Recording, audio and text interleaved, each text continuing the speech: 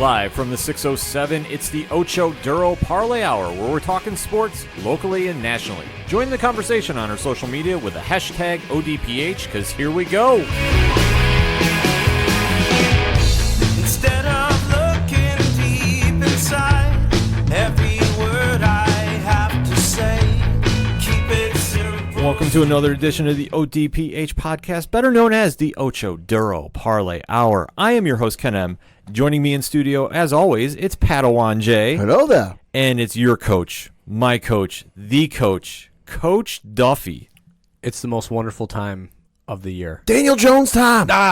Yeah, I know Daniel Jones is about ready to ascend to the throne of the New York Giants. We can talk about that in a second. Oh, we're going to have much to discuss because football is kicking off. Week 1 is starting up, and we got to jump into that. But first, we got to go over our socials. You know where to find us on OchoDuroParlayHour.com. You can find us on Facebook, Instagram, Twitter. The links are there, links to the show, and everything that is ODPH. Make sure to use the hashtag as well. Hashtag ODPH to join in the conversation on social media because we want to interact with you because we have a lot to discuss in the land of sports. And as the coach alluded to, football is finally here. As we are recording, we are 1 day away from the season officially kicking off. Let's say one would say it could be called NFL Eve. Full slate of college this past weekend. Now here we are. Yes, it is a great time if you're a sports fan because football is really overtaken as the national pastime.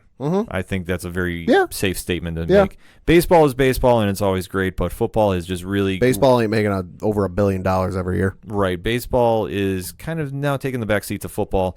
American football, that is. Yes. And is really grown, and the coach is just salivating at the mouth to really start talking about it. Oh, man. I mean, Monday night, the Irish back, it was fantastic. It was a bit of a barn burner in the first half, but then, they held their ground and pulled it out, one broken nose later. So, I'm just glad football's back, man. I can't wait for Sunday. I can't wait for Thursday.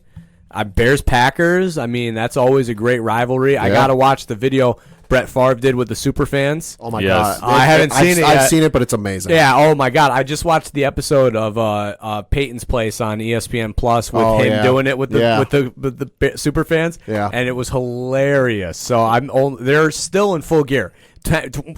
Almost not doing it for 20 years. They still got it. No, yeah, having seen the Brett Favre one, they have not missed a step. Yeah. At all. God, I can't wait to watch it then. No, they're so classic. I wonder what their take is going to be on Ezekiel Elliott, though. Because that has to be the biggest story breaking as we are recording. Yeah. He is signed for 6 years and $90 million, Pat. Is that correct? 6 years, $90 million with 50 of it guaranteed. Show me the money. I'll say, I think the funniest part about this whole thing was the stories that, he came out of wherever he was hiding. I think I heard it was, Cabo. He was in Cabo. Cabo. It was in Cabo or something like that. And then he ended up in, China or someplace and confused the you-know-what out of Dirk Nowitzki. NBA legend where Dirk, came out, got off a flight in, China or someplace, and people were going nuts. He's like, oh, hey, and you go to Dirk's Twitter accounts, and he posted this about himself. He got off the plane, and people are going nuts. He's like, oh, hey, I still got it. And then he realized it was for Zeke. Yeah. It was kind of a funny moment, and obviously with the hoopla that's been going on, that is one big off-season story that if you're a Cowboys fan, you have to feel some relief. If you're a Giants fan, you have to feel some sweat. Yeah, you have to. More than you already were? Well, I mean, listen, this team without Ezekiel Elliott is not as threatening with just Dak Prescott. No. I know that, and this is just for the NFC East in general. I mean, not just being a Giants fan, but, if Zeke's not there, I'm not as worried about the Cowboys and playing in the division right now. I'll say, without Zeke, the Cowboys become very one-dimensional. Oh, yeah, and not even just one-dimensional, just the fact that they would rely so heavily on Dak Prescott's arm. I'm okay with that. I'm willing to let him throw 30 to 40 passes a game. I'll say stuff the box, blitz him, and let him try and beat you. Yeah, exactly. I just, with Zeke there, that adds a whole nother dimension to their game. I mean, the video came out today of him working in Cabo with Marshall Faulk for running routes. Ooh. That scares the bejesus out of me. So that's a good guy to work with. Yeah, if this guy can come out of the backfield, that just adds another layer to their offense that, he could always catch before, but, now if he's if he's route running efficient, I mean, you're talking about a dual threat that, he wasn't there. That wasn't there before. No, he's definitely putting in the work in the offseason. And like I said, if you're a Cowboys fan, you have to be ecstatic about this. Right. Because he is your offense. You could say what you will about Dak, but honestly, if you don't have Elliott in that lineup, it's a whole different game. And what you want to do if you're facing the Cowboys is you want to make Dak beat you. You don't want to have Ezekiel Elliott say feed me more and keep running the ball down your throat. Yeah, especially once he gets that first down run, they just feed off that energy when he starts doing the feed me more. That's when that team ignites. It's not when Dak makes a 10-yard throw. It's when Zeke gets the ball running. Yeah. Once he gets the ball running, it's a whole different dynamic. So, like we say, the Cowboys have their star player back in their offense, and now this raises another question. Okay. Where is all the money going to go now towards Dak and everybody else who they have to re-sign? Man, I don't know, but if what Jerry Jones said is to be believed, I mean, he's finally seeing sense like the rest of us and finally understanding that the pie's simply not big enough to give everybody what they want. I mean, maybe he's obviously looking at the bottom line and maybe willing to move on from Dak if he doesn't have a good year. I mean, listen, they've already sacrificed at positions. Their offensive line is still solid enough to get, to pass protect and run block. So that's not the issue. I mean, those guys are, I think, mostly locked up. It's their secondary that took the biggest hit. And really the wide receiver core, too. I mean, Amari Cooper signed a big deal, but, who's their second wide receiver? Couldn't even tell you. Yeah, crickets. I mean, I don't even know. And they're playing the Giants week 1. I don't even know. So that just goes to show you that they didn't get a threat, next to Amari Cooper, so now you can, double team Amari a little bit and not have to worry about, Cole Beasley or somebody else on the outside beating you. According to ESPN.com's depth chart for the Dallas Cowboys, their second wide receiver is Michael Gallup. Right, so you're not exactly game planning for him. Yeah, I'm not worried. So, and then their secondary also took a hit. I mean, the linebacker core is still intact, and they're pretty good, pretty damn good. But their secondary's not, so you can throw the ball on them. You just got to be able to get past their pass rush to be able to throw the ball, which is, obviously a main concern for being a Giants fan. But right. Yeah, I mean, listen, they obviously are investing in the the offensive side of the ball, and where this leads Dak, I don't know. I mean, God, the Rams just paid Jared Goff. Jared Goff, the richest quarterback in the NFL right now. Yeah. And made it one Super Bowl. Yeah. One Super Bowl appearance, and now he's the highest paid QB in the league right now. Yeah. Yeah, I don't exactly... You don't think Dak's looking at that right now being like, yeah, I want a piece of that action? To me, like they're kind of in the same boat, at least in my mind. Like, are they both good quarterbacks? Yes. Like, I'm not going to, like, Jared Goff led the Rams to a Super Bowl in his third year. That's, very good, very commendable. Dak, very good quarterback. Is he one of the elites? To be determined. Time will tell. Do they deserve to get some form of money or an increase in pay with a new contract? Yeah, sure. I can't argue with that. But does Jared Goff, to me, deserve to be the highest paid quarterback in the NFL? No. Hell no. You went to one Super Bowl and you lost when you had arguably one of the best offensive tems in the NFL going that year, and your defense was stellar. And he played bad individually. And you put up a goose egg. I mean, let's not sugarcoat it. They might have scored, but goose egg. Yeah, how many points did he put up? Yeah. That is the question you have to ask if you're going to flip it to Goff. And especially if Dak is sitting there watching that in comparison, the only thing Dak can say, well, I didn't get to a Super Bowl like Goff did. But then again, you didn't have balance on both sides of the balls like the Rams did. Right, and the Rams pretty much, I mean, they built for that year run. They went in going like we're going to Miami Marlins. It was Super Bowl or bust. Yeah. Right. So for Dak to sit on the sideline, I think he has to temper his expectations, though, and come back down to earth a little bit, because if he thinks he's going to get $40 million, especially after Zeke just signed for as the 6 years, $90 million with what, 54 guaranteed? 50 even guaranteed. 50 even guaranteed. The money has to stop somewhere. Yeah. And if he wants to be on the winning team, this is where he really has to kind of come down to earth, and really, you can still get paid because he's going to definitely make some money off this. And like I say, I'm never going to fault somebody for trying to get more money for their position, especially if you're playing football, which is one of the most physical, demanding sports in all the world. Yeah. So that being said, Dak needs to really kind of come down on his number, and there has to be some really solid negotiating, because if Dak leaves, let's say he goes to free agency. Sure. What's the backup plan for Dallas? Oh. And do you think another team he'd fit in as well and prosper more? I mean, their backup plan would be the draft. Yeah. Right. But where are they drafting?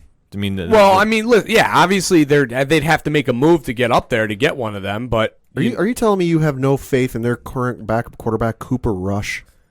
No. Exactly. Yeah. I mean, unless they try to play free agency, but again, who knows where he's going to be there. But obviously, I would think that Jerry Jones would look at that draft next year and see, the talent that's coming out and obviously take that route. I mean, he's an Oklahoma guy, so there's Jalen Hurts that would be coming in the draft. So, and it's another mobile quarterback. And if Jerry Jones is really set, and liking that style of play, then Jalen Hurts would be a perfect fit. He'd be drafting one of his boys out of Oklahoma, so it would make sense. Yeah. I mean, I don't know. I would think that you wouldn't want to have to rebuild with Ezekiel there necessarily because I mean, running backs have a shelf life.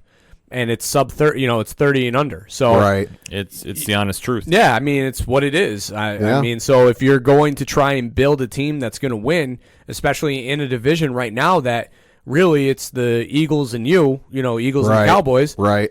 I would go for it. I wouldn't hedge my bet on being like, all right, I'm not going to pay Dak because I'm going to get a quarterback and start from scratch again.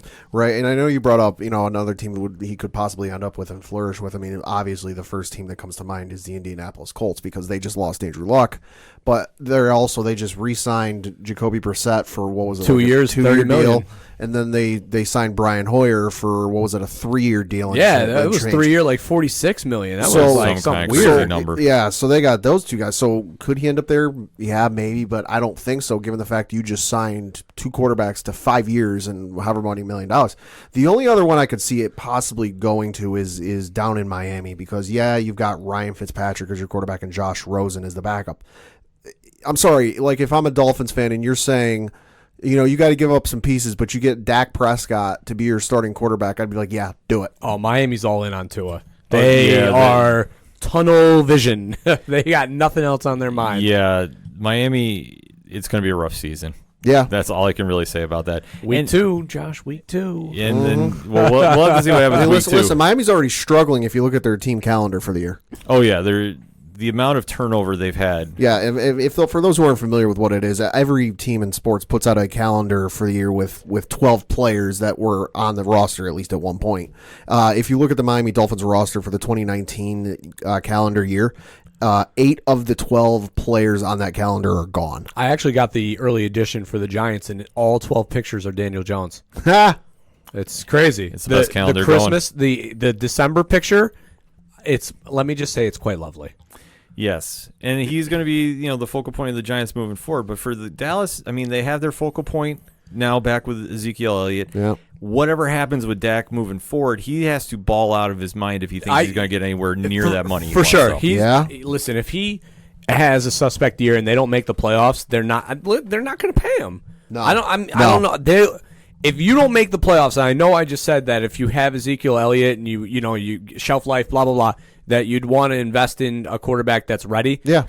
I'm sorry, but if you don't make the playoffs this year, given the way the NFC East is, goodbye. I mean, I would then I'd be willing to try and get one of these quarterbacks in the draft. Right, because as good as Ezekiel Elliott is, and as good as he is on the running game and everything else, he can only do so much. You can't hand him the ball 150 times a game and go, here, run it down their throat so that we can win the game because you're the best offensive piece on our team.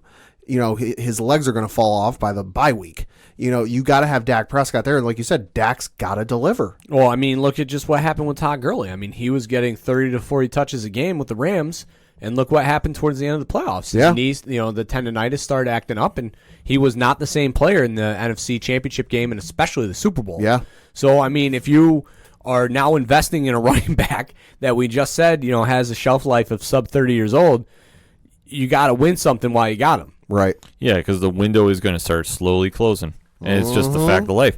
And for Dallas, I mean, they're built to win now, per se. Their defense is suspect. That's the one area that we can honestly say there are some holes that they have not fixed. Sure. But their offense is ready to go. Amari Cooper is going to step up. You have Jason Witten back, which he's not a game changer, but he's a security blanket for Dak. He's an out if you look at all his other options on offense and everybody's covered and listen, if I just chuck it up, I know Witten's going to be there and catch it. Yeah, I mean, listen, Amari Cooper is a number 1 wide receiver. I mean, I would put him in the top 5 right now with, wide receivers. So he's going to be, even when he's covered, still going to be open. Oh, yeah. So, I mean, and this is just going to be another year. I mean, he was like a finished top 5 wide receivers, and he got traded mid-season to Dallas. So imagine a full year of the two of them clicking. And then Jason Witten. I mean, obviously a year off.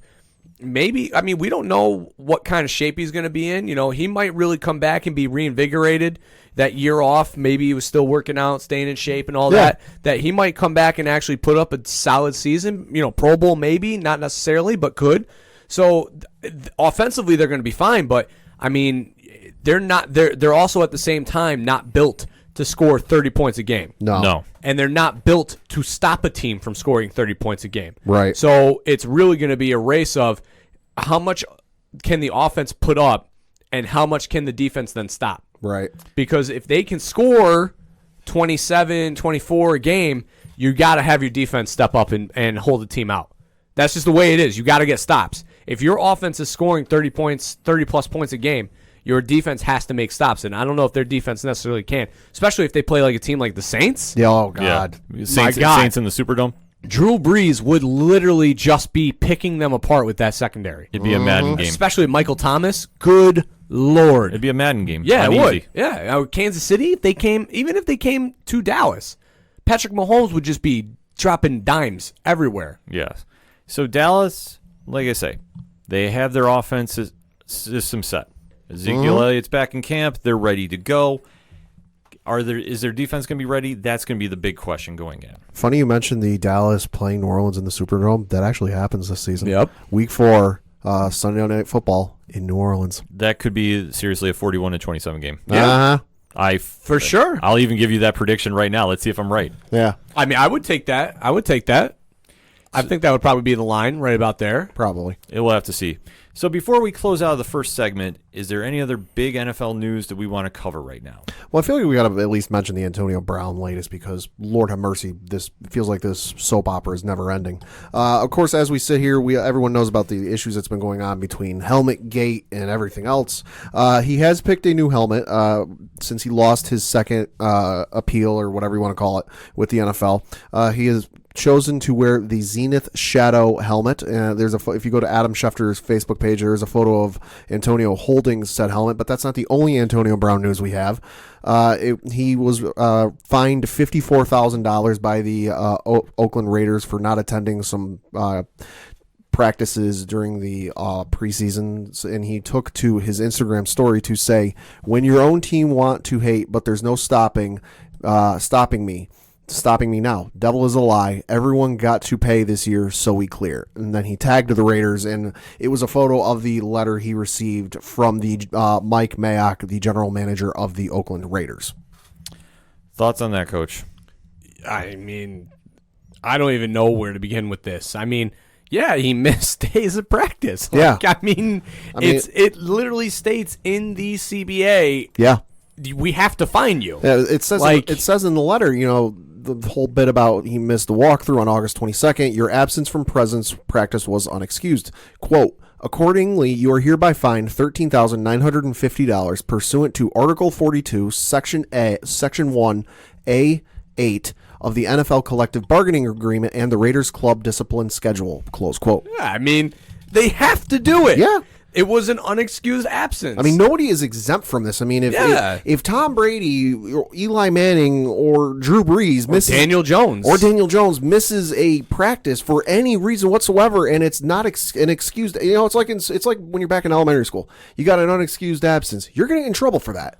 Same is said for practice in the NFL. Unless you got a darn good reason, like your wife is going into labor or a family member's dying, like if it's an unexcused absence, they're going to fine you. And that's what makes this whole situation so weird, because not to mention just the helmet thing, but then you also have the foot problem. Yeah. So we really don't know why he didn't show up. I mean, we don't know. So it's like, did he want to blame it on the helmet and not show up because they didn't want him to examine his foot? Could that be the case? I mean, maybe, I don't know. I mean, it's a weird, the whole thing is weird from top to bottom, from the way that it was handled to the way that it was released to the press, to what was released today, to now being removed from social media posts, to now him having a helmet and being back at practice. It's like, why did you trade this guy just to put him on blast all the time? Yeah. I just don't understand. I mean, at this point, I would just feel like if I was the Raiders, I'd be like, cut bait and run. Right. This is the best drama on TV on Sundays. bar none. Yeah, I mean, bar none. I saw a tweet today from somebody that said, "Can we please get week 6 of Hard Knocks and see this?" Yeah, and the way this played out. Because that would be great. Honestly, what can you say that hasn't been said?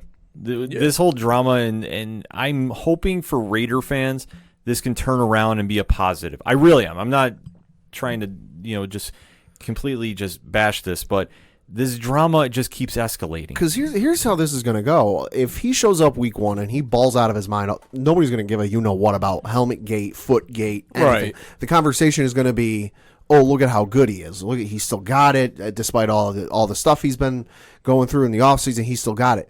But if he doesn't and he has a subpar game by Antonio Brown standards, you're going to hear about it for another week, and you're going to keep hearing about it. Four catches, 43 yards is not going to cut it. I mean, it's right now, and this is how bad Denver is. The game's a push in Denver. Yeah. So that's how bad things are in Denver. But the fact that even it's a push with Oakland coming in there just goes to show that literally Vegas has no idea what either of these teams are going to do, because if Antonio Brown comes in and does play well, he is still a very good wide receiver and still can be a number 1 and a top 5 guy.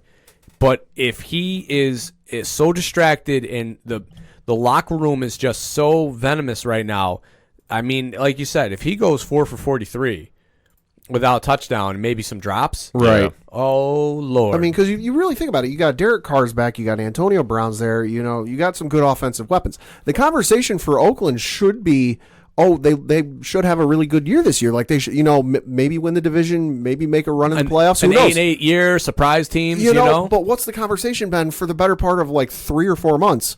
Antonio Brown. What's John Gruden answering questions about instead of, hey, what are you going to do about Denver on Monday night? They're not asking it. They're, what's the latest with Antonio Brown? Did you see Antonio Brown's post on social media today? He literally, I mean, the first episode of Hard Knocks, John Gruden came out and said, nobody expects anything from us. That's your head coach who's giving that speech. Yeah. Like, that's not how you want to go into a room and open your talk with teams. So, I mean, listen, this Antonio Brown thing is only going to get worse if he doesn't play well. And if he does play well, then guess what? We're going to be probably talking about Ezekiel Elliott's performance on Monday. Mm-hmm. It's going to be a fun discussion to have, and I think I have to close the segment by addressing the Bills' crazy cut that they did. Okay. Releasing LaShawn McCoy. Sure. Who is now with Kansas City. Sure. Running back news was heavy this week. It was very heavy. Kansas City, I think, found the one piece of their offense puzzle that they needed. Sure.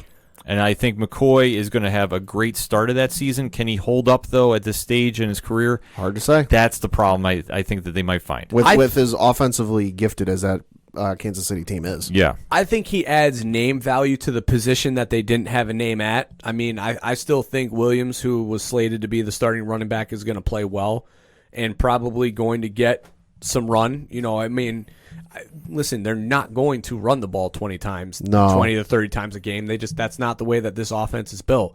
So, bringing in Shady, I think given the age and everything, it's actually going to be beneficial for him being in an offense like this because, he's not going to have to be a north-south runner like he was in Buffalo. Mm-hmm. I mean, not to say, that Buffalo didn't utilize him correctly because he still had games. It's just he's not built as the premier running back that's going to get 20 to 30 carries a game that's going to be north-south runs. Yeah, he's not Ezekiel Elliott. Yeah, he's an east-west guy. He wants to have the stretch runs. He doesn't want to be going up the middle.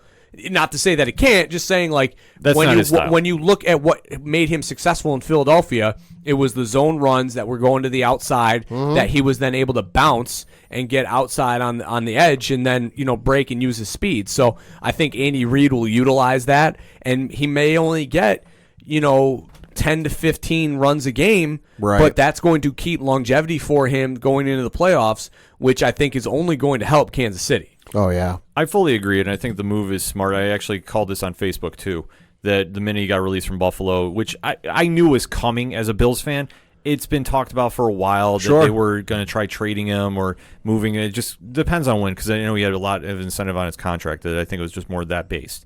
So for the Bills to make the move, I'm okay with it, which I know some Bills fans are going like, how can you be okay with this?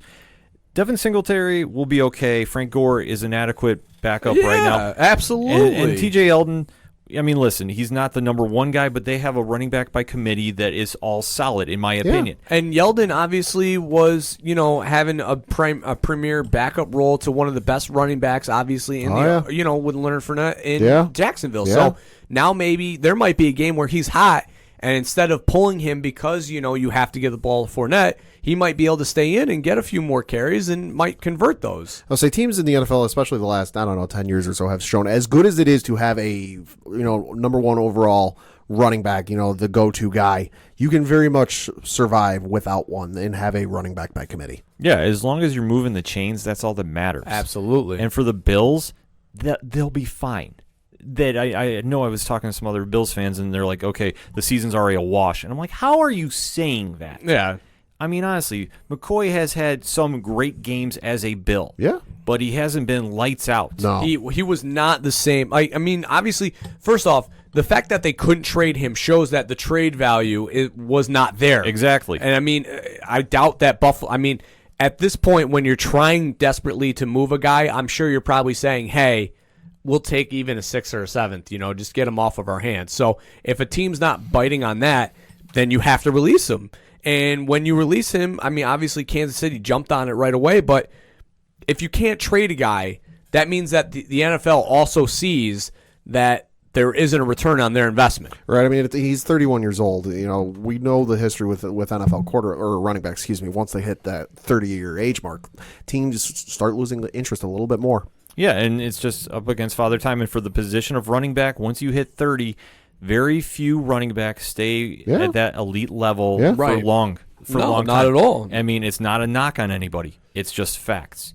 So for the Bills to make the move, I'm okay with it. I think they'll be fine. Yeah. The running back by committee is, I think, even better for Josh Allen to really grasp the offensive reins and just really make it his team. Well, yeah, they're not going to have to force to get the running, any running back in particular more than 5 or maybe 10 looks a game at most. So, I mean, that's beneficial for him because now he's not going to have to force the issue. Yeah, and the same thing with the wide receiving corps. So the Bills will be fine. Yeah. And for Kansas City, it's a smart move. He knows Andy Reid. He knows the system he's going to be in. He's going to instantly take off and do some numbers. This isn't the Philadelphia Andy Reid. It's not, but you know what? There's the scheme's still there. The scheme's still there. And the vernacular is probably still the same, but this is not the same Andy Reid that was in Philly. So it will be fun to see him with this version of Andy Reid, actually. Yeah. It definitely will be. I mean, we can't wait to see that on Sunday. And then Thursday, we kick off. So it'll be a definitely fun time this week. So definitely hit us up on that hashtag ODPH. What is your thoughts going into week 1 of the NFL? What's the big stories for your team? We want to know. Hit us up on that hashtag. We're going to take a quick break. We'll be right back. Hey, this is Brian Wolf from Fair City Fire. You are listening to ODPH, the greatest podcast in Binghamton. Woo!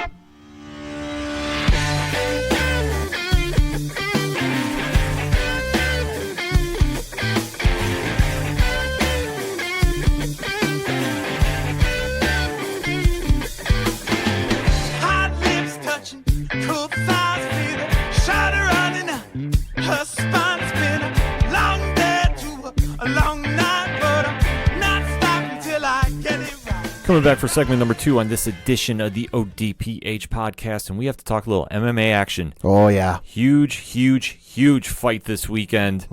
Pad, you want to break it down for us? Yeah, of course. We got UFC 242 taking place this Saturday, September 7th, 2019. Khabib Nurmagomedov versus Dustin Poirier taking place in Abu Dhabi at the United Arab Emirates. What time would that start time be on the East Coast? It's a little early because, of course, it's over in the Middle East there. Early prelims on ESPN Plus are 10:15 in the morning Eastern time. Regular prelims are noon Eastern on ESPN Plus. Main card on pay-per-view is 2 p.m. A little cup of Java, a little UFC. Nothing like watching people get their heads smashed in the morning. Yeah. Well, if it's anything like this past weekend when they had the fight card over in China. Yeah. It's definitely going to be worth the watch, which I want to address very quickly. Weili Zhang dominated Jessica Andrade. So I got to give a shout out to her also. I guess she's a big Tom Brady fan, and she got a shout out from Tom Brady. The way she fought that fight, which she went straight at Andrade, which Andrade, was coming, like the style was, it reminded me of like Vanderlei Silva. Like she was going straight forward, and Zhang did not back up. No. She went right at her and took her out quick. 42 seconds in the first round. Real quick. Which I was so happy when I got up, and I was like, because it was early in the morning, and I was like, whoa, this is going down. I'll say, like, the whole thing was over and done with by, like, I want to say it was like 8:45, 9 o'clock in the morning, Eastern. Yeah, they were moving pretty quick on the fights. Yeah. And, I mean, the fight card was great, too. So, Fight Night 157 was very, very good. And like I said, Zhang winning the strawweight title was huge. Yeah. And obviously how she did it, too. Incredible. Now she's 20-1 and coming off a 42-second knockout. Look out. But that was last week, so we have to get back to this week. And Khabib versus Poirier, this is going to be one of the fights of the year, in my opinion. Could be a barn burner. So let's go around the room for predictions, starting with Coach. Who you got in this one? Khabib.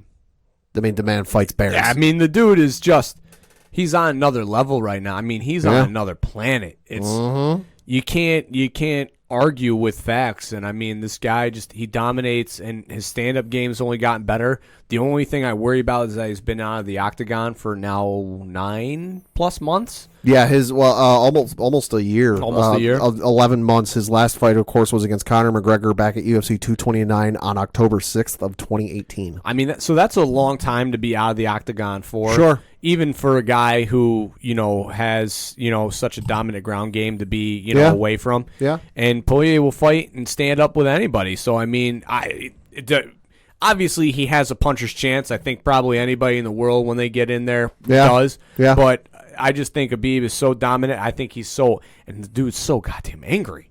Yeah. He's just an angry man that I just think he's going to come in and he's going to want to just They break you. Yeah, he's just going to want to release everything over the last year that happened, and he's going to want to put that, the monkey off of his back, which would be the McGregor fight, and get rid of that and move on. Yeah. And a dominating performance here would do that. Well, and he's even come out and said, because, the big, I guess, meal course everyone in the UFC wants these days is legacy fights, all big name fights against big name fighters, but Khabib even came out and said, listen, my legacy is going to be about title defenses. I don't care about fighting, major big name fighters and having a incredible record against, every major fighter in the promotion at this time. I want to win title defenses. But I mean, you look at the record, 27-0, he's beaten Conor McGregor, Al Iaquinta, Edson Barboza, Michael Johnson, Rafael Dos Anjos, Thiago Tavares. I mean, the list just goes on and on and on and on and on.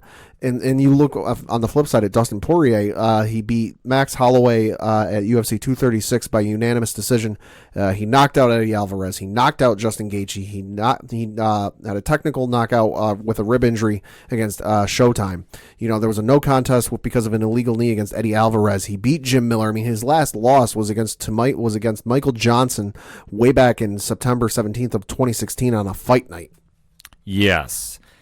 This fight has all the components you want. Mm-hmm. You have Khabib, who is arguably, pound for pound, the best on the planet right now. Also the scariest you-know-what on the planet. Yeah, he fears nobody. He has taken on every single challenger, and no matter who he's stepped in the cage with, he has dominated. He's got that grin, like if you ever see him, he's got that like little grin he does. It almost looks like something out of a horror movie. You're like, ah. Well, he just has that mystique about him. Like we talk about, like in his prime, Anderson Silva had that mystique. Like when you walk in the cage, and you knew that you were fighting. You're in for a fight. You were in for a fight. Yeah, the way John is right now. Yeah, John has the same kind of mystique, but Khabib is different though, because there is just one simple game plan, and that is he puts pressure on you standing up and on the ground. And if he gets you to the ground, I don't want to say it's lights out, but it more or less is. That you're lucky if you survive the round. I'll say Khabib's got more wins by submission than he does knockout. Yeah, Khabib does not mess around. He's going in there with a mission, and he wants to cement his legacy. Yeah. And obviously, take the Conor drama out of the equation. Yeah.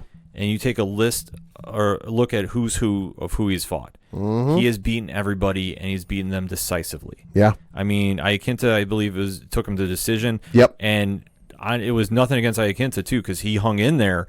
He didn't really show the blueprint of how to beat Khabib. Right. But he definitely showed that you can hang there and survive if you have very good wrestling skill. That being said, Poirier has skill. He will scrap with anybody. He has fought a lineage of names on the featherweight side and the lightweight side of the coin. He has gone in there and he scraps, and he has really sharpened his game. 155 is his weight class he should fight at. I know he dabbled at 145, and he didn't look right to me, in my opinion. Him at 155 is the weight class for him, and he has definitely carved his way into this opportunity to fight Khabib. So that being said, I am taking Khabib. No, yeah, so am I. I mean, just you look at the pedigree of work with Khabib. No disrespect to Dustin Poirier, don't see it happening. No, I would like to see Poirier win. Sure. Just because he has a very good underdog story, and if you've been following MMA for a long time, he has always been a fan favorite. He has always gone in the cage. He has always laid it out no matter what. If you want to have a crazy brawl, he's gotten into crazy brawls. If you want to get into a crazy submission exhibition, take a look at the fight against the Korean Zombie, and he didn't come out on that side. But how that was literally like the fight, that back and forth action, he showed he can definitely hang no matter where you want to take the fight. The question is going to be, can he handle Khabib's wrestling style, that Sambo style that he does? I don't know. I don't know if anybody can really handle it. Right. The only fighter that I know that we haven't seen, and for whatever reason, the fight gods have not blessed us with this, is him against Tony Ferguson. Yeah. Which I know Ferguson, they offered to have him come down there and be in weight condition in case somebody was a fill-in, and he has declined, and he said, no, I want the guaranteed fight. Sure. I don't want to waste my time going all the way across the world just to sit in the stands. If Khabib wins, you have to make this fight. I don't care if you have to put everybody in bubble wrap and make sure they don't have contact with anybody. So you got to lock them in a padded room and not let them out. Well, then I thought I heard somewhere Tony Ferguson's name associated with Conor too. No, he's not doing that fight. He's publicly came out. I mean, and said at this point, anyone and their mother is associated with fighting Conor McGregor. Yeah, it's true too. Yeah. Well, I'll say this: if Ferguson fights Conor, Ferguson's going to run through Conor. Oh God, yeah. The pace that Ferguson can keep a fight at, and the amount of volume he throws, I think can actually stop Khabib. I truly do. I don't know if he would win, and I have to kind of see how Khabib handles a performance against Poirier. Because Poirier can put the pressure on. I mean, he's the diamond for the reason. He can definitely make it an uncomfortable fight for Khabib. But is he going to apply that much pressure to a guy that only knows go straight forward and can take the fight there? His striking is nothing to sneeze at. Right. Khabib can strike. He can definitely throw some hands. I mean, he was hitting what Michael Johnson would look like with a broken arm. Something like at that, one point, yeah. like it just looked like his arm was completely mangled, and he just kept throwing it. Khabib is one of those guys that he just has an intangible that you have to fight a perfect fight against. Can Poirier do it? I'd like to see it just for an underdog story. I don't think it's going to happen. Right. I mean, I would really love to see it. Just because it would cause a little shakeup, too, in the lightweight division, but you can't take anything away from Khabib. No. He is that skillful. He is that good. You have to give him his due. And I truly think after this, the only fight you can make is Ferguson. There isn't anybody else that you can make that fight against that makes a lot of sense. I'd say if Cerrone didn't lose against Ferguson, yeah, you can make that argument. Well, that's if Cerrone wins his fight next week against Justin Gaethje. Which, I will tell you this. That'll be Rock'em Sock'em Robots. We will talk about that next week. Yeah. Oh, trust me. We will have a lot to say about that fight. But for this week, though, it's Khabib until further notice. The Conor thing you can put on the back burner. I mean, I don't know where he's going to go. And frankly, at this point, Conor's got some other issues he's got to worry about. Yeah. And fighting is not one of them right now. No. So that being said, UFC 242 is this weekend on ESPN Plus. If you're in the States. If you're in the States. Wherever you watch fights internationally. It is not the only card that is happening. No, we got a little interesting one that kind of, when I was looking at the MMA schedule on ESPN.com, it jumped out to me a little bit. Bellator 226 taking place this Saturday. You got Ryan Bader versus Czech Congo. Hey, those names are familiar. Yeah. It definitely is. I mean, for me, Bader is found his niche in Bellator. He looks like a completely different fighter than what he was in the UFC. Well, say the thing that jumps out to me is his record, according to this fight card on ESPN.com. He's 27-5. Yeah, Bader has looked impressive since he has left the UFC. And if you want to talk about a dream fight, I'd love to see him and John Jones match up. No, I was waiting for him to mention. I know that. He loves Didn't that. they fight each other at least once? They fought. John they fought each other in the UFC, and it was a title shot eliminator, I guess. Yeah, something like that. Yeah, it was going for the title fight. Because I think they both were undefeated at that time, and John dominated him. I would say I remember him running through him. Yeah, so now at this stage, Bader is a completely different fighter.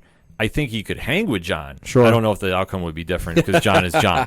I till further notice, John is John. Oh, so, I mean, what's Bader good at? Because that's what John will do to beat him. Yeah, it'll be a wrestling match, and it'll be a lot same of the first. But who knows? I mean, Bader might switch it up. We don't know. He's become more of a developed fighter since he's left, and that's the point I'm getting at. Cheick Kongo, he has definitely been in the fight game a long time. This is going to be a fun one for Bellator's heavyweight title. This could go a lot of different ways, but Bader, I think, has just looked too good. I'll say, holy cow, I'm looking at the tail of the tape, if you will, on this. Kongo's got a 2-inch height advantage on him.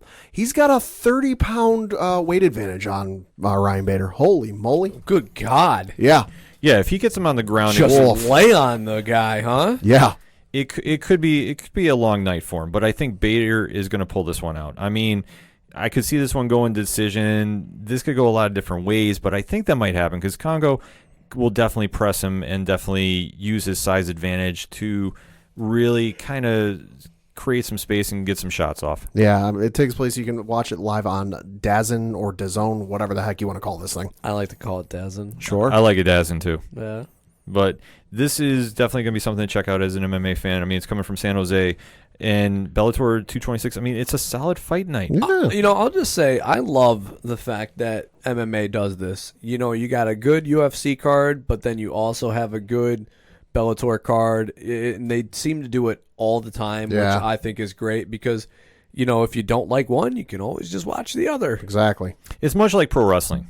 Sure. You have a couple promotions that are super big, but then there's also some that are on the rise, and you like your indie promotions. It's like Bellator always will, like, whenever they have like a big, UFC has a big show, they'll put on something on, network television for free. Yeah. And it'll be like some premiere matchup. So it's like, old school WCW style booking, like pay-per-view style matches against, WWE's like more lackadaisical cards. So it's just fun competition. And plus, you have to look at it too, making that comparison WWE versus WCW, that Bellator did acquire one services of one Chris Cyborg to their promotion. which is big for them. That's huge. Yeah, it's a good signing. I think it'd be huge for both parties. For Bellator, it's a very big name that they can add to their women's division. Yeah. And for Cyborg, there's no more drama from the UFC. No. Let's see what you do now. I bet you that she might even be a little elite. I mean, for Bellator, it's also a face for their women's division because not to knock any of the female fighters that are in that division, as a casual, like I see the results and I see highlights and whatnot, but I don't actively go out and watch Bellator just because, well, they haven't really given me a reason to in the last however many years. Yeah, sure. It's a face for the casuals like myself who honest to God couldn't name you one fighter in the Bellator women's division. I certainly don't at any weight class.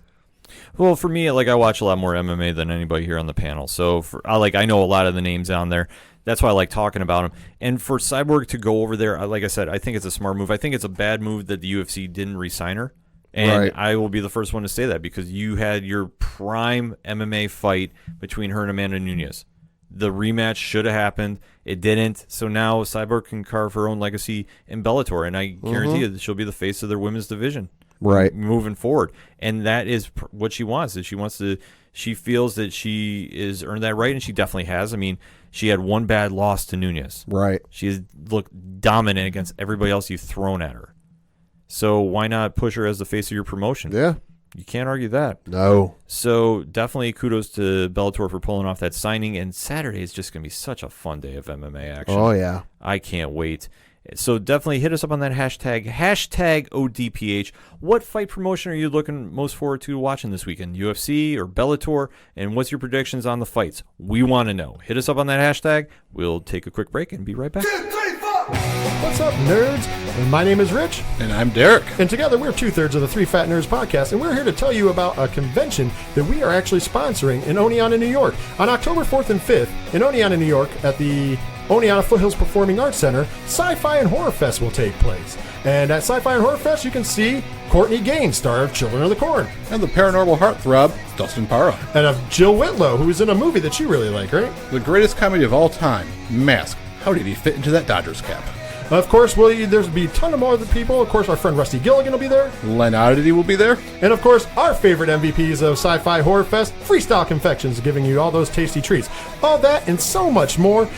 Tickets start at $10 for the weekend, $6 for one day. You can get your tickets at sci-fi-horrorfest.com, and please follow them on Facebook, Sci-Fi Horror Fest. We hope to see you in Oneonta on October 4th and 5th for Sci-Fi Horror Fest.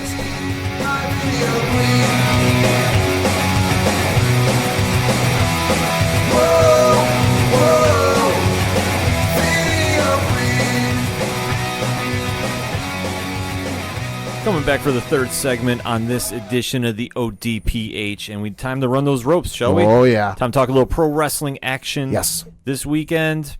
Thoughts on the action going down? A lot of great matches over the weekend. A lot of good stuff. I was not too keen on everything.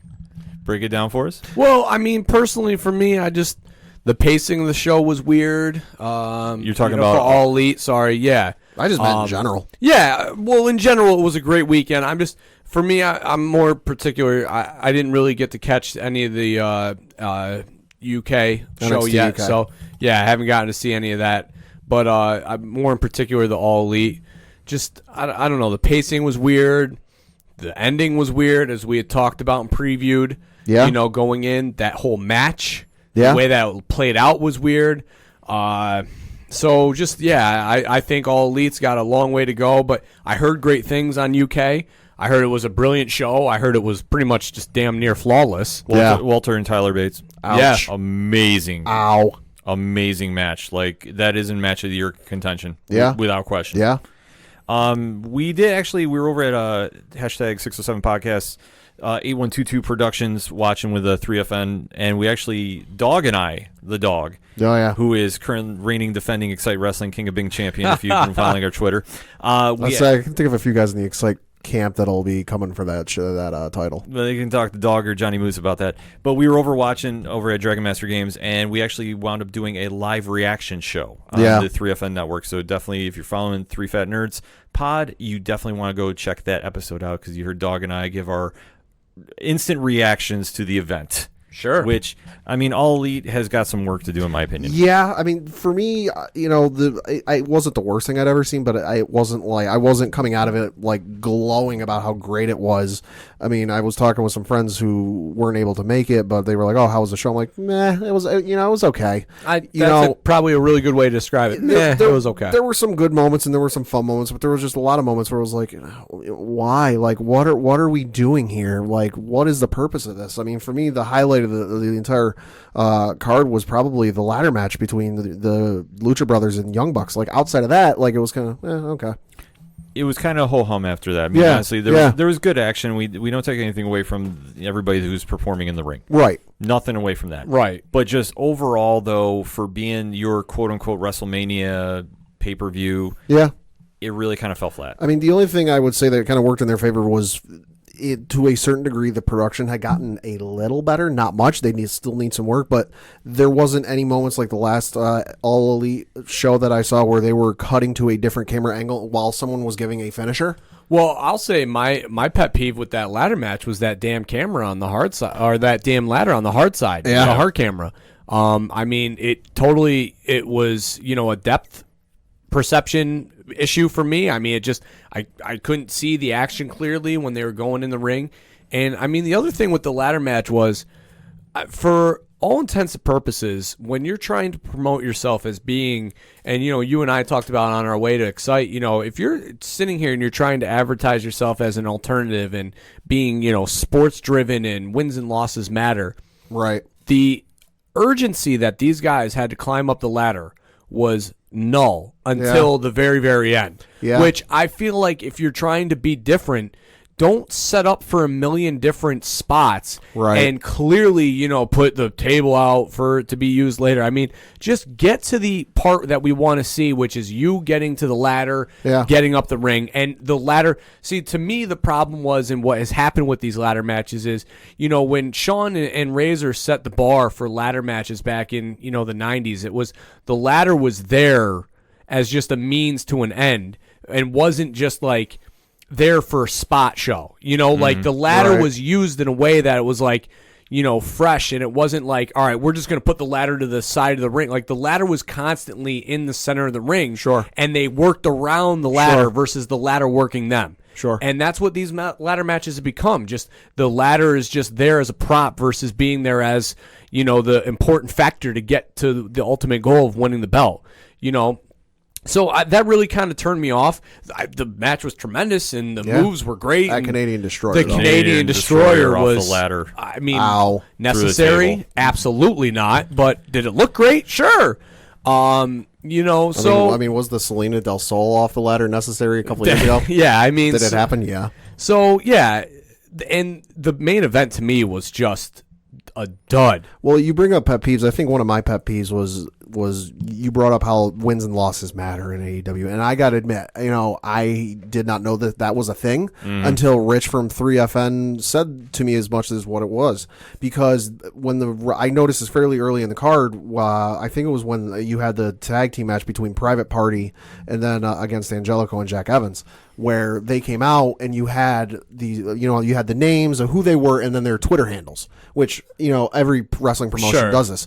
But then there were these two little boxes next to it with like a wins-loss thing, and I had me personally, I didn't know that the whole wins-loss thing meant something in AEW and it was going to like count towards something. So I'm sitting there going, what in God's name is this? Because it was on the right side of the screen and it was so small that you could not read the font for what it was representing. Yeah, Cody had said early on that the wins-losses were going to matter. I didn't realize that they were going to put up a stat box and I couldn't about it. I was sitting off to the side of the television we were watching. I could see the numbers for wins-losses, but I couldn't tell what they were, like the category they were representing. Yeah. Once again, you have Team Cody versus Team Kenny. Yeah. And nobody's on the same page. I'll tell you, in the women's side of things too, that's very prevalent. Yeah. Camp Cody versus Camp Omega. It's very, very prevalent because just the way that some of the women's stuff was booked was just weird. Yeah. Well, the whole battle royal, and I talked about this on the 3FN show, I don't like how they have everybody come out at once. No. It's garbage. Cause it kind of takes away from the mystique of like a battle royal or a Royal Rumble type match. Like when they do it at Raw, I hate that. Like I understand that you're not going to get everybody out in 30 seconds or less and do that gimmick, but like to start with 40 guys or 40 women in the ring. Well, and they even botched the match during the show because now I get why they do it this way, because they want to be different. They don't want to copy other promotions. I understand that. But they even botched it where they had the one suit or the one group come out and they had the timer count down, and shout out to the fans in the crowd still doing the when the timer hit 0. Love it. But they had the one thing hit, and then they started playing music or whatever it was, and the camera cut to the ramp and the entrances, and nobody was coming out. And that forced the announcers to go, oh, looks like we're having a little bit of a delay here. Like it was awkward. Like they're playing music, counter hit 0. They said whatever suit is out next, and nobody's coming out. They're hitting the cough button and getting, hey, somebody in the back, like we need somebody coming out. Yeah, because they explained that they based their buy-in, that's what they refer to AEW's pre-show as, and they call it Casino Battle Royal, so everybody has a suit, a jack, diamonds, clubs, hearts, and spades. Yeah. So it's kind of weird how they do that. So, like I said, they got some work to do going into their debut on television. Right. So hopefully they can get the ship right. I hope they succeed. I really want them to, but there's a lot of work. I would like to talk main title just a little bit more with you guys, but I just want to talk about what stole the show and talk about positive before we get real negative. Okay. And that was Orange Cassidy's debut. The man, my God. So good. That was perfectly, if there was anything they did right, and it was obvious that he was coming out. It was pretty much advertised that this was going to the way that the thing was, the way that it was happening and everything. It was telegraphed, I should say. Yeah. But then with the pockets, the dive through the middle, oh my God, the comeback in, the so kip good. up, the fixing of the hair. Yeah. Hands never leave the pocket. So well done, so well executed. The best friends coming in, them hugging him in the middle, him not reacting to it. Fan-freaking-tastic. Loved every minute of it. I think the only thing I loved more was the person I saw on Twitter say, I can't even sit down on my own couch with my hands in my pants, and this man is wrestling with his hands in his pants pockets. He's the greatest athlete of our generation. Yeah, if there's literally one thing that they have done right, it was sign this guy, because literally, I know it might not be the fact he may never hold the title, but what he's going to do from a standpoint of entertainment, I really think is going to wow the general audience that's going to end up watching this on TNT. And I think people are going to be just captivated by his lack of caring and the personality that he has, that I really think that this was a great get for them. Well, and especially like if you have somebody who hasn't watched wrestling in a number of years, like they haven't watched since maybe the Attitude Era of WWE or what have you, and they come into this and they're expecting hard hitting, fast running and all this and power slams and spine busters and this and that, and you got a guy who just saunters in there, down to the rope, not a care in the world, cool as can be. No, I'm just going to casually kick you. I might hit you. Well, his gimmick is very unique, and when Orange Cassidy gets to the mainstream audience, I mean, I think it's going to win a lot of people over. Oh, yeah. I think this was if they've done anything, this was the one move that they knew that they had to do. Yeah. So we'll have to see what happens, and you want to talk a little bit more about I absolutely the world want to talk a world title with you guys. So, I mean, obviously that was our point of contention when we talked about the show last week, what they would do as far as who would win the belt and what that meant. Spoiler alert here, Jericho ends up winning the title. Yep. Subsequently loses it, but that's another story. Let's say he got it back. So, I mean, what are your reactions now to Jericho now winning the belt? I mean, they had their guy, their elite guy, Hangman Page, who's been with them on the road now, the Bullet Club, New Japan, ROH, the whole thing. Yeah. Their guy, and they gave it to a WWE guy. I mean, it makes sense because, let's face it, when you were trying to market to an audience that either is brand new to wrestling or hasn't watched in a number of years, like I said before, who do you think is going to get those eyes on the product? Because you're going to have the guys like us who are going to watch no matter what. Unless it turns bad, we're going to watch. You got to get the eyes that won't be there day one to watch. And how do you do that? A guy who's, been a kind of a indies sensation in rising rank, is he, top of the world, best in the world? Not yet. Could he be? Maybe. Or do you give it to the guy that has been wrestling for the better part of 3 decades, 4 decades now, however long it is, and is universally known and known all over the world that, if somebody's flipping a channel and they happen to be flipping past TNT on Wednesday night and they see Jericho holding a belt, cutting a classic Jericho promo, you think that won't stop somebody and go, hey, whoa, what is this? Jericho? I addressed this on 3FN post-show, too. They made the right move. Yeah. Jericho, Pat echoes the same sentiment I had. To debut on network TV, and I don't care what Cody says, you want to get as many eyes on your product as possible. Mainstream fans, hardcore fans, you want people watching your program. If you're going to debut a brand new promotion to the masses, you want somebody to represent your brand that majority of fans know. Yeah. Nothing against Adam Page. No. But if I'm watching that television for the first time and I don't know anybody on your roster, chances are I will know Chris Jericho. I'll say I got a cousin down in Long Island who used to watch wrestling all the time, but hasn't in a number of years, just because for whatever reason I haven't really discussed it with him. If he were to be flipping channels some night, and let's just say it's the first episode of All Elite on TNT, and he sees Chris Jericho, I guarantee you he'll stop and go, "Wait, whoa, what is this?" Well, it makes sense, and like I said, Page is there. He's good. He's good, but he's a couple years away from being the guy, the face. I mean, my take is, first off, the match was just not good. No. I mean, the chemistry wasn't there. The timing wasn't there.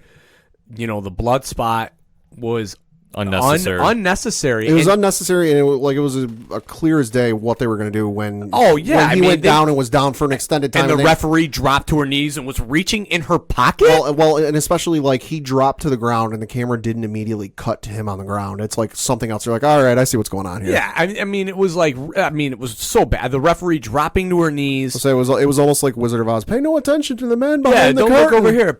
Hand in pocket. You can see the handoff. You see him get it and then roll out of the ring. I don't understand the blood in the tag match in the All Out show or the All In show. That with Dustin was powerful. Yeah, that told the story. Did he botch the spot? Yes, but it was telling the story. It was so well executed. This was just for this, blood for blood.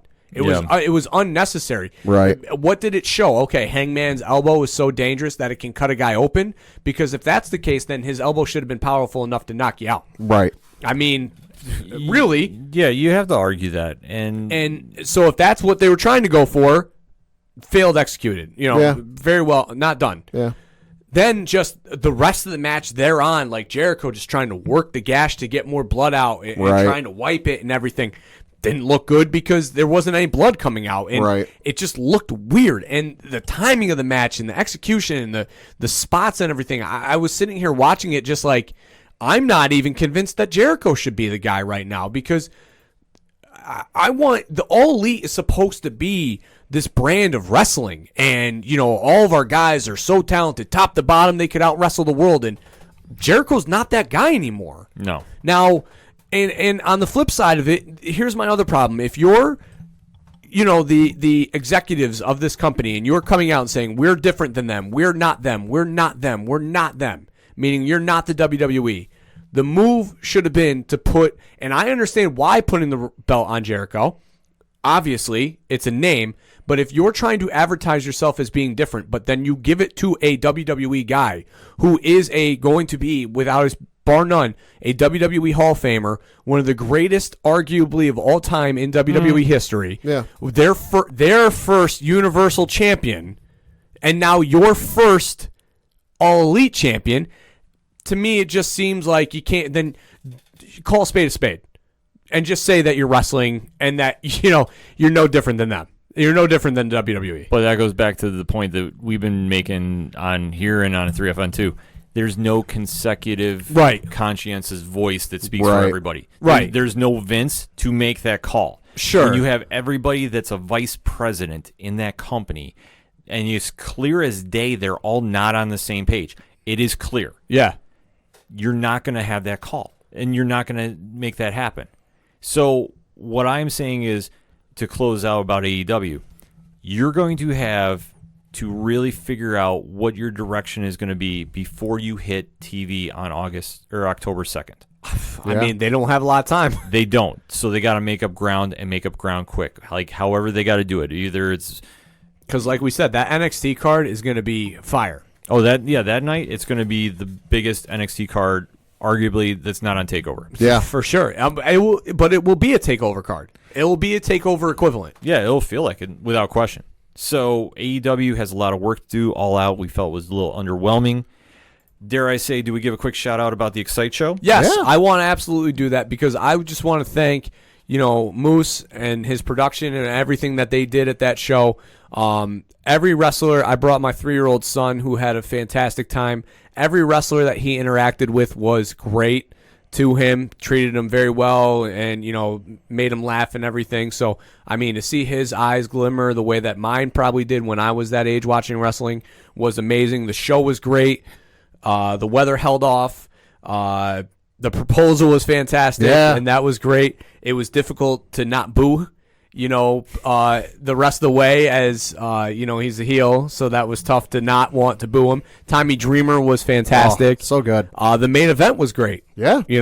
So it was a really good card. I mean, sometimes people are hesitant to go see local, wrestling, but I don't know why. I mean, I can't guarantee that everybody is probably as good as Excite as far as getting talent in, But I mean, if you have a local indie branch, support them. Yeah. We've been hyping it up. Excite Wrestling had their big WrestleMania type show at NYSEG Stadium, home of the Binghamton Rumble Ponies, this past weekend, and the weather held out. It was Johnny Moose's swan song for right now. He's stepping away from Excite, and we can't thank him enough for coming on the show and doing interviews with us and really kind of talking the brand up and really just being a friend of the show. Moose is actually coming back on very shortly just to be a guest on the show. Oh, gosh, it's perfect. Because he's great, and he's actually joining us at RoberCon for our panel. Yep. So that should be a ton of fun there, too. And to close out Running the Ropes, let's just hit the biggest bullet point of the WWE this week. Sure. Bayley heel turn. Oof. Finally. About time. Finally, this happened. Long overdue. A shot in the arm to her character that I think was desperately needed, in my opinion. I love the one shot they got that I didn't see this initially when it was broadcasted, but I went and watched the clip back again just because it was so good. I got to give a shout out to whoever made the camera call that when she took the chair out of Sasha's hands and was holding it and then adjusted her grip on it so that she could swing the chair and hit Becky with it. If you watch the clip back, they cut to a camera that's on what used to be the announcer's side of the ring, looking up at her, and she looks and turns back towards Sasha, and there's this mischievous little grin right before she swings the chair and starts beating Becky with it. Amazing camera work.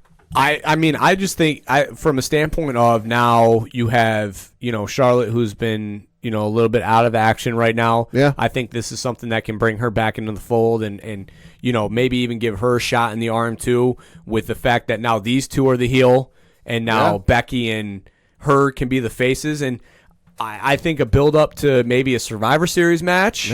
Maybe a Royal Rumble match. Maybe even just the four of them go finally at WrestleMania would be fantastic. I mean, I see a lot of options here that are only good for everybody. It's a win-win-win. No, yeah, like Ken said, it's win. Like it was said, it's a shot in the arm for Bayley's character, which, let's be honest, it's become stale, because what can you really do with, I'm happy-go-lucky and hugging? Like, not a knock against her, but there's really not much you can do with it. I'm excited to see what they do with this. The character ran its course. And so if a heel turn, which is long overdue, and how they did it, I mean, you can definitely see the Paul Heyman influence on that.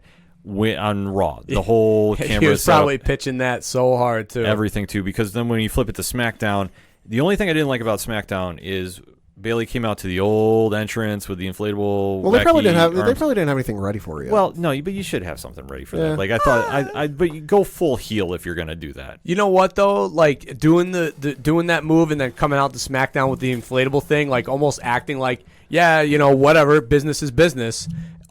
I mean, I didn't catch SmackDown yet, so I don't know if that's the way that she reacted. But to me, that's how I would have played it off. I would have just been like, it came out, and I'm going to come out and whack, do my tube thing and whatever, because what I did is what I did. That's how she kind of addressed it. And Charlotte, that's perfect. And Charlotte came out, and then there was the brouhaha between them and Sasha. Yeah. See, I thought it was great. Bayley was wearing a T-shirt that said Grand Slam Champion, which I realized it was not referring to the incident from the night previous with Becky, but I'm like, that's a funny little play on words there. Yeah. Definitely was. So a lot of wrestling action this weekend. Definitely let us know what you thought about it. Hit us up on the hashtag ODPH. What's your thoughts of the new segment, Running the Ropes? We definitely want to know. We're having a lot of positive feedback thus far. Let's continue that discussion. Let's talk a little bit more wrestling, and definitely shout out to 3FN too, because they do 3FN on wrestling every week too. So definitely a lot of wrestling program here on the hashtag 607 Podcast Network. We're going to take a quick break. We'll be right back. It's a heartbreak, soul-shaped radio attack. Taking 4 steps forward, no steps back. Hey, this is Vince the Common Man Ciatoy, local MMA fighter, telling you to keep on listening to the ODPH, the 607's up-and-coming newest podcast.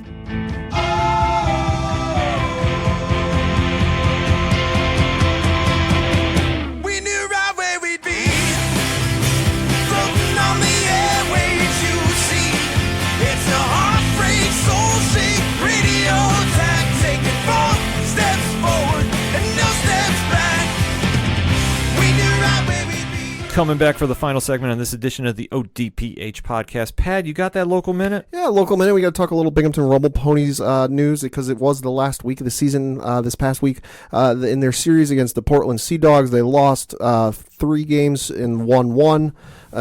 They lost 4 games and won 1. And then they closed out the season with a series against the Hartford Yard Goats. They took the first 2 games out of the series, lost the third, and won their final game of the season by a final score of 4-3, finishing the season with a record of 67-73, missing the playoffs, which is unfortunate. But hey, there's always next year. But with baseball season over here in the Binghamton area, that means we are one step closer to hockey season.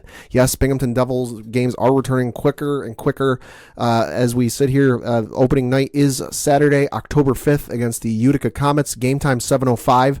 For more information, binghamtondevils.com. Now, you know that we kick off the football season by bringing back our most popular segment, dare I say, Locks and Leaps. Now, to explain this to everybody, in case you're a new listener, and thank you for giving us the listen, we have an invitational-only tournament that we run for the entire football season for the NFL. And it is invite-only that we do with fans of the show and people that have interacted with us throughout the year. And what we do is you pick a NFL team that is a favorite according to the Vegas line, and you pick an underdog according to the Vegas line, thus being a lock, the favorite, and the leap, the underdog.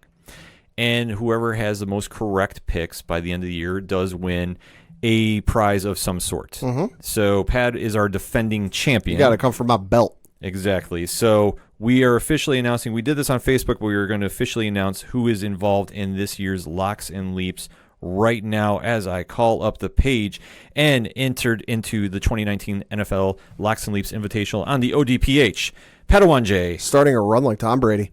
Defending champ, Coach Duffy. I will New York Giant your run. You can try. Yours truly, Kanem. The one and only dog, the Excite Wrestling King of Bing champion right now, Edwin Fortunato. Andy Adams, loyal listener. Kevin Molson, you know him from the Wrestling Recap Show. He's coming back again. And now we decided to switch it up and let some other friends of the show in. First off, from the ODPH Street Team, which will be heading to New York Comic-Con this year, the one and only John Rhodes is going to be entered in this year. And rounding out the field, because we do keep it an invitational, our friends over at 3FN, Rich, Ron, and hashtag Big Natty Cool himself, Diesel, are entered in as well. So the deal is that we have to post our picks on the pinned Facebook post on the ODPH page, and we'll have that in before game time on Sunday. We don't really count the play-in game on Thursday. No. But we are going to say you have to pick a favorite according to the Vegas line, a dog according to the Vegas line, and if you get the favorite right and they cover the spread, it will be a bonus point. So we'll make it a little more enticing this year. Sure. Because Pat is talking a lot of smack this year. So Pat, you are our defending champion. Do you want to lead us off in your locks and your leaps this year? Sure. I'll start with my lock. Looking at the Sunday games, 1 o'clock, you've got the Baltimore Ravens against the Miami Dolphins. Baltimore is currently a 6.5-point favorite. I'm going to take Baltimore to win that game because, hey, listen, no disrespect to the folks down in Miami. Hope you're staying safe from all the events going on this week with Hurricane Dorian. But I see the Ravens winning this game and winning it handedly. Switching to my leap, I'm going to look at the Monday games, and currently the later Monday night game between the Denver Broncos and the Oakland Raiders. As we record, it is currently an even. It is a push either way. When I was looking a couple days ago, Oakland was favored to win by a point. I'm going to take Denver on this one just because, with, like I said in the first segment, all this nonsense with Antonio Brown and all this, I feel like it's going to be kind of like a repeat with Pittsburgh and Le'Veon Bell last year, where all the conversations was about Le'Veon Bell. Well, now it's Antonio Brown. It's going to be way too much of a distraction. Fair enough, Coach. Are you ready? I am ready. All right, and I'm going to start with my leap. Okay. Which is going to be the Rams at the Panthers. Ooh. The Rams are 2.5-point favorites. Ooh. I'm going to like the Panthers to cover and win that game. Interesting. Oh, wow. West Coast team coming east with a 1 o'clock start time, plus the Super Bowl hangover. Leaping big. All of those things benefiting my idea there. And then my lock is going to be the Browns, a 5-point favorite against the Titans. Okay. Baker Mayfield at there home, is first week. They're going to come out guns a-blazing. I'll say the fans out there in Cleveland will be loud. If Baker Mayfield does not score or throw for 5 touchdowns, I'm going to be extremely disappointed. Who gets a louder ovation from the crowd, Baker or Odell? Baker. Okay. All of the above. Yeah. Cleveland will be rocking that day. That's Cleveland rocks. I Cleveland love rocks. the idea of this being week 1. I love the fact that they're only a 5-point favorite being at home with this team as reinvigorated as they are. You can see Baker Mayfield's playing with a lot of fun. Yeah. And, I mean, he's looking dangerous. Oh, yeah. Yeah, he has developed a certain swagger around that team, and the city has embraced it. I mean, that is the biggest thing about Baker right now, that everybody is really on that hype train. Can they deliver? It's hard to say no right now on paper, but like I say, you play on the game on Sunday and then see what happens.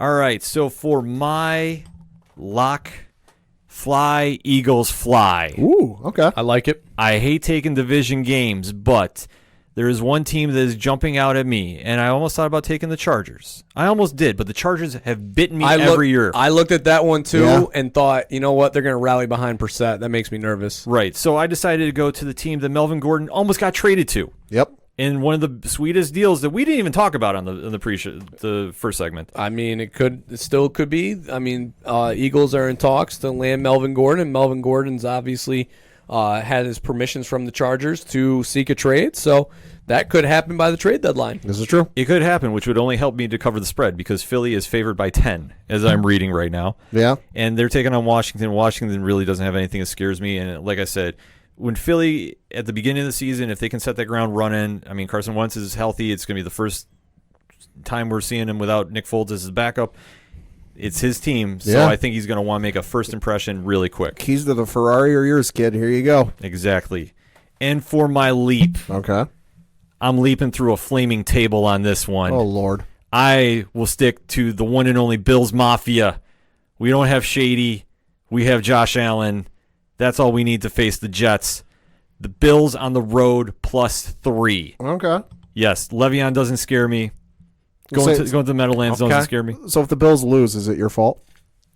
Yeah, probably. Okay. But I mean, I wouldn't put it on them. No, I am saying this. The Bills and the Jets, like we talked about on the pre-show, which you haven't listened to, you can definitely check out on Apple Podcasts, Spotify, and wherever you find the ODPH episodes. Hey. They are very equal, and that's why I think this game is such a low point spread. I know. I'm really surprised to see. I mean, so the Denver Bronco game, the Denver Raider game is a push. Yeah. I'm kind of surprised to see that the Jets-Bills isn't a push. I thought it would be a push too, and that's why I say because usually the home team always gets 3 points to start. Right, But, like normally, yeah. But I mean, to see this, which is a game that's on Monday, and they already have it as a push, is weird. Yeah. Well, I think it just goes to show that Denver and Oakland are not expected to do much this year. So right, and I mean, obviously, from what we talked about on the previous show and what I've seen a lot of reports say, a lot of people feel like the Jets and Bills are at an equal, sort of rating right now. So to see this with a 3-point favorite, the Jets, even though they're at home, kind of weird. Yeah. It's weird, and that's why I say I'm jumping on it because I usually don't try taking the Bills because I don't like jinxing them.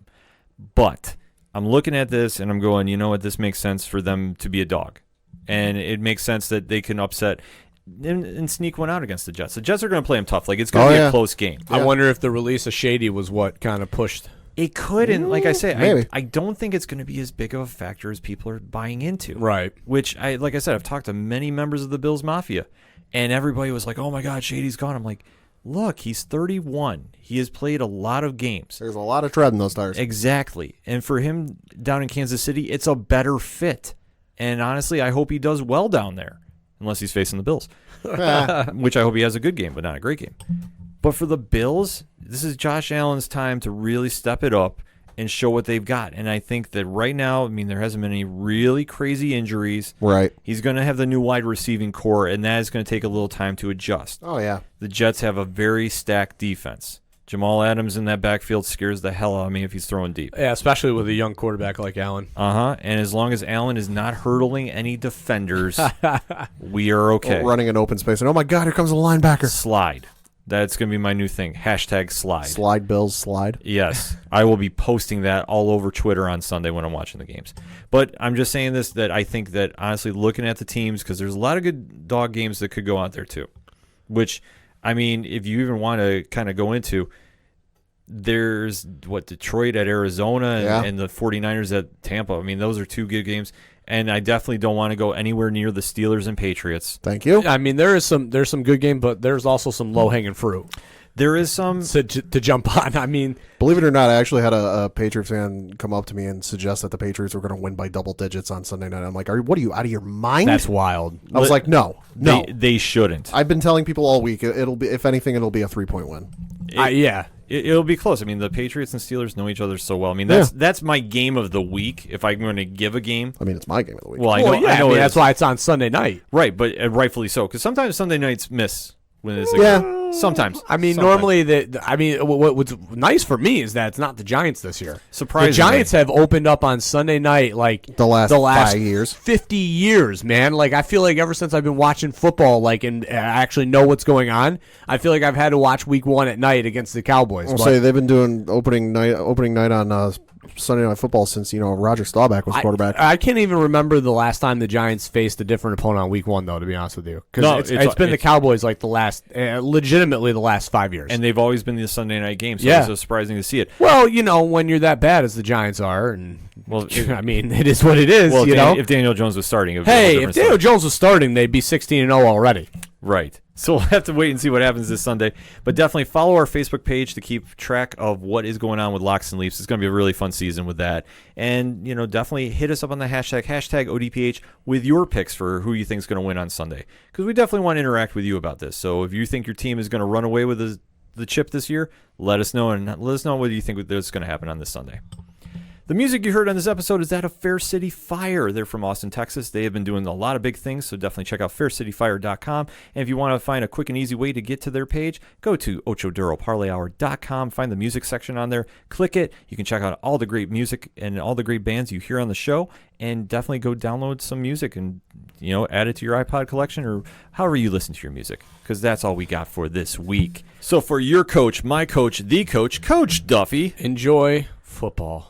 For the one and only Padawan J. A little bit of the bubbly. I'm your host, Ken M. Thank you, as always, for listening to the ODPH podcast, better known as the Ocho Duro Parlay Hour. We'll see you next time.